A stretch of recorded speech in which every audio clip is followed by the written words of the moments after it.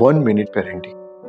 શું તમારું બાળક સ્કૂલથી પેન્સિલ, રબર કે નાનકડું રમકડું લઈને આવે છે અને તમે તેને આ ચોરી કહેવાય એવા શબ્દોથી સમજાવો છો કે આ ખરાબ ટેવ છે તેમ કહો છો?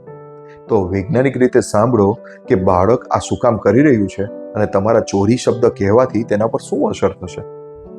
નાનકડા બાળકોમાં ઇમ્પલ્સ કંટ્રોલ હજુ ડેવલપ જ નથી થયું હતું. તેમને આ કોઈ વસ્તુ ગમે તો તેઓ પૂછ્યા વિના લઈ લેવું એ ખોટું કહેવાય ને એ સમજતા જ નથી. તેમના માટે એ ક્યુરિયોસિટી છે, ચોરી નહીં. જ્યારે તમે તેને ચોર કહો છો કે તેમને આ બાબત માટે શરમાવો કે ખીજાવ છો ને, તો આ ટેવ બંધ નથી થતી.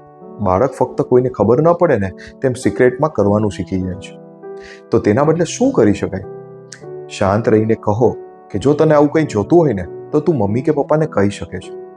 અને પછી કહો કે આપણે આ પાછું આપવાનું છે અને આના માટે એને સોરી બોલતા પણ શીખવાડો.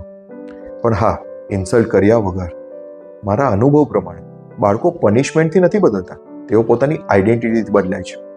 તેને રોજ કહો તું હોનેસ્ટ બાળક છે અને તેવું જ તે બનવા લાગશે.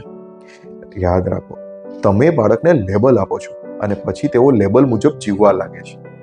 આવી જ પેરેન્ટિંગ ટિપ્સ માટે મને ફોલો કરતા રહો અને આ રીલને લાઈક કરી અન્ય લોકો સુધી પણ શેર કરો. દરરોજની સ્માર્ટ પેરેન્ટિંગ ટિપ્સ માટે મને ફોલો કરો.